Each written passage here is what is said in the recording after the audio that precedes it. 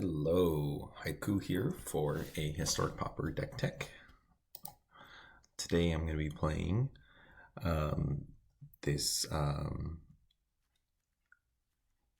red-black build your own Nekrataal deck. This deck is very good against any opponent playing creatures, so basically any aggro deck. And basically any sort of combo deck, it is very, very, very horrible against.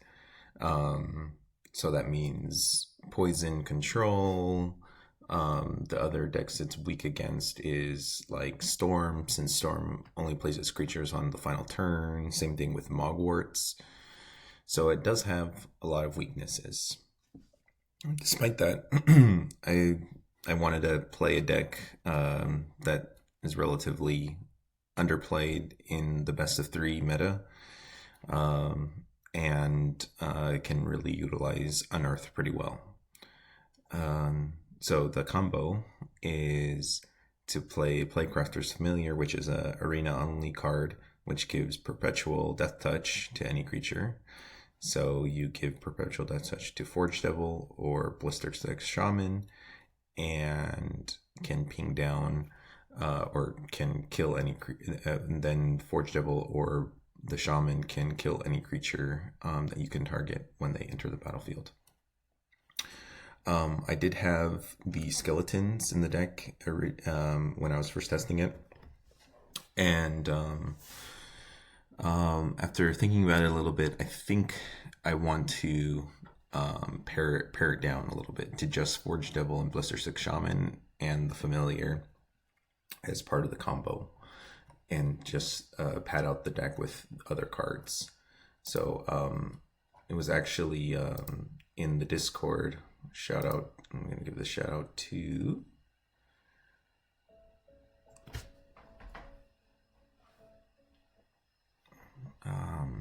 sorry, I forgot. Alcarin. Alcarin kind of mentioned like, hey, it's not just like a pretty bad matchup against non-creature decks. It's like pretty horrible the way I had it built. So so what I did was go up. So originally I had 3 of all the pingers, so I had 9 pingers. And then Faceless Agent to find them after the Familiar. And basically thinking about it and talking to him, I think basically it's fine to have 4 Forge Devils and 4 Familiars. So yes, the first agent, the biggest issue is agent finding another agent, and then stalling yourself and not actually getting to the combo. But the first agent potentially could find the Forge Devil, which is sometimes annoying, because you generally want to find the Familiar first. But I think it overall is better, so that you can play 3 Leech Fanatics, 3 Zealots, and 3 Ragers. I think the Ragers work really well with Unearth. Well, all the cards work well with Unearth, but you get a lot of mana advantage by unearthing a Rager. So the deck is a tight package now, a tighter package. And one thing nice about going up to 3 Leech Fanatics is I could add another one on the board, and then post-board games I can hit it with the agent. So I can play 4 of them and then play 4 agents and have a higher chance to hit them. The one of Feign Death, just as there's Undying Evil and there's Feign Death, which are functional reprints of each other, and basically it just allows you to bring back a Forge Devil or Blisterstick again. So the synergy is with Unearth and with Feign Death. Replaying these cards because it's a perpetual death touch means each time you get a very powerful effect after you set it up. So it's pretty nice at recurring. The the one that you have attached to the familiar. And yeah, that's the other thing is one reason why I moved to this strategy of having 4 of the combo and for the Faceless Agent to find, and then 3 of everything else is after you find the first combo, generally just having 1 Forge Devil that has Perpetual Death Touch means that you're fine enough against creature decks, meaning like you just want to get gas and stuff to beat down rather than more removal, because generally you can recur the Forge Devil enough that you can clear out any blockers. And then I hemmed and hawed about which one I want 4 of. Forge Devil doesn't go face, and it has to target a creature, meaning that if you play it into an open board, it kills itself. So the opponent, you want the opponent to have a creature, and then especially if it has Death Touch, meaning that you would, if the opponent has no creatures, you can't play it unless you're sacrificing your own creature. So that's one thing to watch out for. I do play 4 Deadly Disputes and only 2 Wellsprings, but I have 4 artifact lands. And so basically what I'm looking to do is just start the chain of Deadly Dispute and keep the treasure around and then use the treasure for the next ones. The other thing is, using the first one in response to a removal spell can sometimes start the chain. Sometimes Feign Deathing a creature and then Deadly Disputing it is also another strategy. There you can bring back, again, reuse the ETB effect of these cards. You can't, one bad part about this deck is you cannot use Impulse or Synthesizer, which I think are some of the strongest cards in the format.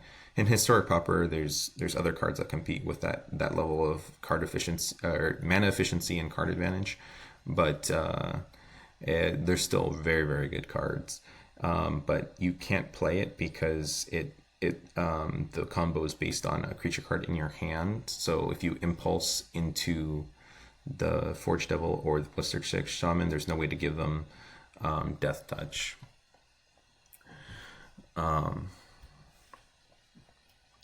The other way that you can build this deck is with You Are Already Dead, which is a card that also has a functional reprint, and you could build a similar deck and use that effect.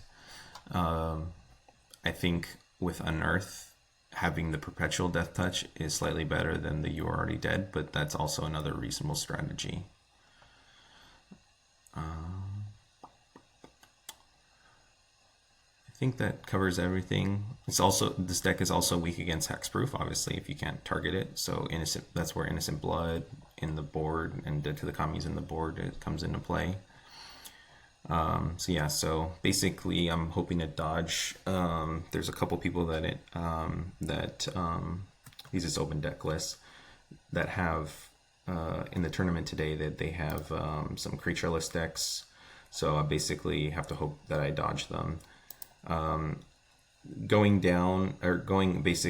up to 3 of, especially the Dusk Legion Zealot and the Rager actually gives me a chance, because combined with Unearth, counterspells, I can play against counterspells pretty well with those 6 or 10 cards. So and then Faceless Agent also. So that's 14 cards that play pretty well against a control deck. So it plays better than it did in the previous build, but it's still gonna struggle. Post board, I'm gonna be able to sight into 4 Duresses against control decks, so that's gonna help out a little bit. And then, like I said, I already talked about the post board plan of sighting into Leech Fanatic against burn decks to have another way to gain life. That will be searched out with my Faceless Agent. I think that kind of covers most of the game plan. Again, I just want to show how this deck plays, and that it's relatively competitive.